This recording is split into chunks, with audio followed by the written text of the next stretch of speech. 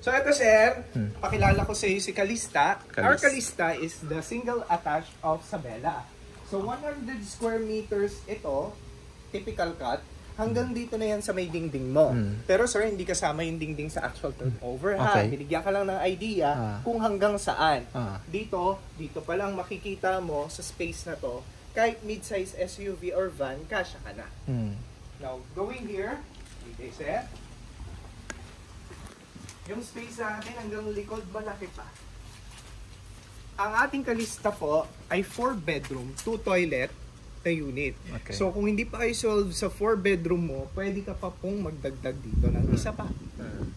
Itong likod na to, multi-purpose. Pwede mo siyang gawing laundry area, additional room, kitchen extension. Actually sa loob sir, ang ginawa niya, ito, sinama na niya sa floor area. Which is pwede naman yon. Ikaw na lang ang mag-i-improve ng unit once na turnover na ito sa inyo. Okay, so pagpasok natin, ang actual turnover po natin ay complete finish. Pag sinabing complete finish, sir, naka-white paint na tayo.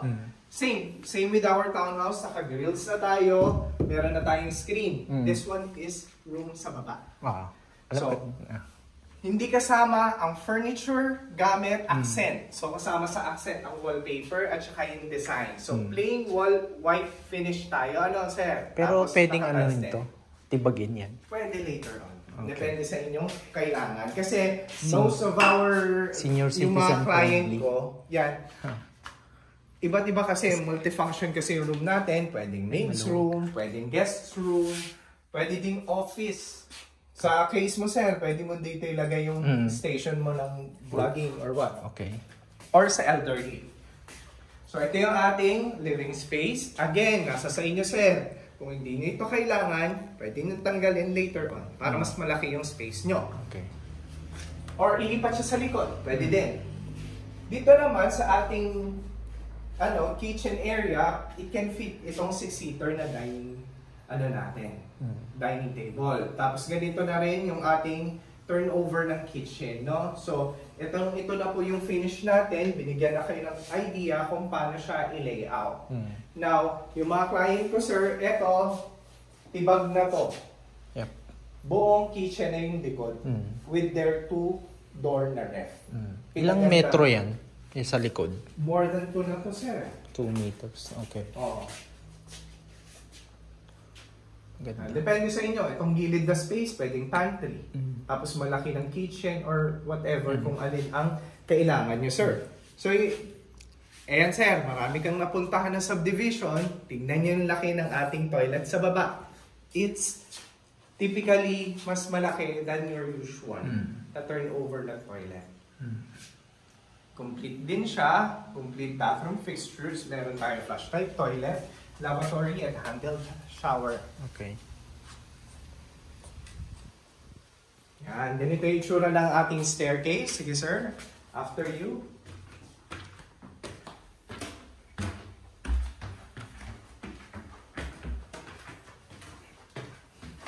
Now, dito sa second floor, very noticeable ang ating ceiling height again. Mataas ang ating ceiling height.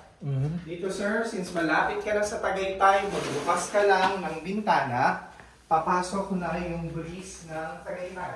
Yes. I can feel it. Imagine sir, it's only 2 p.m. and relatively parang tanghali pa lang din. Mainit sa labas. It's sunny, pero hindi siya ganong kainit. Meron kang aliwalas na nanggagaling kay Tagaytay Amadeo. So, andito tayo ngayon sa ating master's bedroom. It's very spacious, to be honest. Tapos, meron ka talagang area where you can place your cabinets. Now, ang good news dito, pwede mo pa siya extend sa gilid. Ito yan, sir. Sinasabi ko sa inyo kasi pwede siyang gawing balcony dito. Pwede siyang gawing balcony, pwedeng gawing extension ng room na to. Pero yung kapag magpapagawa ka, hindi naman maigpit dito yung contractor. I mean, kukuha ka sa labas or exclusive lang dito yung kukunin mo? Dito, sir, they encourage nila na you get your own contractor. Okay. Kasi yung contractor dito, may timeline po sila to construct the unit na nandito sa loob. They don't want to interfere yung mga kagaya ng mga unit owners na nagpapasideline sa kanila. Now, going back, kung ayaw nyo pang i-extend, palakihin sa labas yung unit nyo, pwede nyo itong mapalaki kasi drywall lang din to. If you want to combine the rooms, walang problema. Hindi ba ano yan, yung partition na ganyan, hindi ba soundproof or I mean maingay sa katabing kwarto? Hindi naman sir, hindi naman. What type of ingay ba yung usually pinanggagalingan sa kabilang room? Kunwari, magpapasounds ka lang, magpapasounds ka lang. Okay naman, hindi naman ganun ka, unless it's too loud. Okay.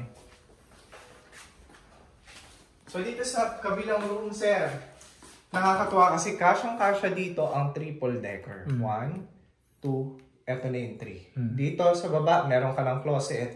Meron ka pang common study area. Pwede pang nakayan yung bed eh. Yes.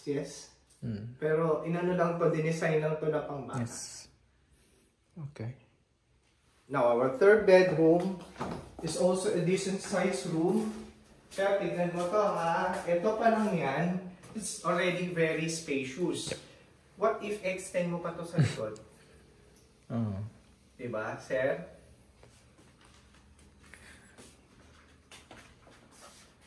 Kaya ito ang best seller ko ngayon. Okay. Value talaga for your money. Hindi ba kayo mag-expand ng project dito? Dito, sir, we already have 4 phases. Okay. Meron tayong area yung pa. 4 phases, dito lahat yung entrance sa exit? Yes. Dito yung entrances and exit ngayon. Pero maliit lang yan. Pagka inikot na natin yung loob, mapapansin nyo, ayun lang pala yun. Madaya lang siyang tingnan sa map.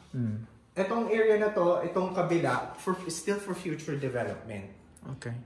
Hindi pa kasi nila alam. Actually, pinapamahal nila. Yan yung niyan. Kasi meron tayong isa pang Axia subdivision na malapit dito. Yung Richdale West, if you heard it. Yung yung Linnea na yung Linnea, Jasmine, at saka... Gano'ng kalayo yun? From here, mga 3 minutes na ngayon. Okay. So, eto siya. Meron tayo ditong toilet na kaya maglagay ng bathtub. Okay. Lubog. Yan. So, basically, ito yung laki ng house. Yan, tignan nyo sir. Ito, lagyan nyo lang siya ng pendant light. Chandelier, napaka-social na dito. Pero, I mean, hindi ba mahigpit yung pag-ibig? Let's say, for example, may current akong pag-ibig home loan. Tapos, kukuha pa ng iba. Depende na lang yung pag-ibig kasi, nagdedepende yan. Ang condition lang ni pag-ibig, number 1, kaya ng salary mo yung 2 unit. Pangalawa, dapat yung unang mong unit ay updated ang payment. Yun lang naman ang condition, sir. Okay. Pero wala bang, hindi ko alam hindi ka naman kasi taga-pag-ibig, di ba? Wala ba silang, let's say for example, offer na mas mababa yung interest rate kapag kukuha ka ng pangalawang? Ako naman sir, marami na akong client na nagdoble-doble na yung sa pag-ibig. Kung ano yung published rate nila, yun lang din ang i-apply natin. Okay. Regardless kung pang ilang unit na natin. Kasi parang favor lang din na ginagawa ni pag-ibig na i-allow tayo na makapag-loan pa ng additional units. Sa pag-ibig lang to pwede ipasok? Pwede din po tayo sa bangko. Okay. Sige. Alright?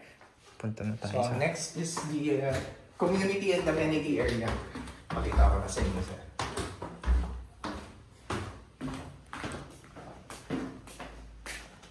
Magkano yung dito? Association juice? Right now, parang nasa around magkano ba ang association juice natin? Tanong na lang natin sa office. Amenity. Okay. Hindi po ito ine-enjoy lang ng unit owner. Open to sa public. So, ang mangyayari dito... Saan? Dito? Dito yan? Sir. So, di ba ito yung entrance natin? Okay. Ito lang siya. Hanggang dito lang ang public. Okay. Dito ay private na. Inyo na to. Okay. Ang amenity nyo dito, sir, nandito. Okay.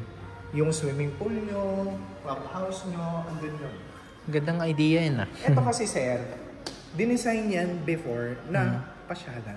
Okay. Nung nilaunch natin to ng 2018, this is not Eco Farm. Eco Park to. So, bakit naging farm na lang to ngayon?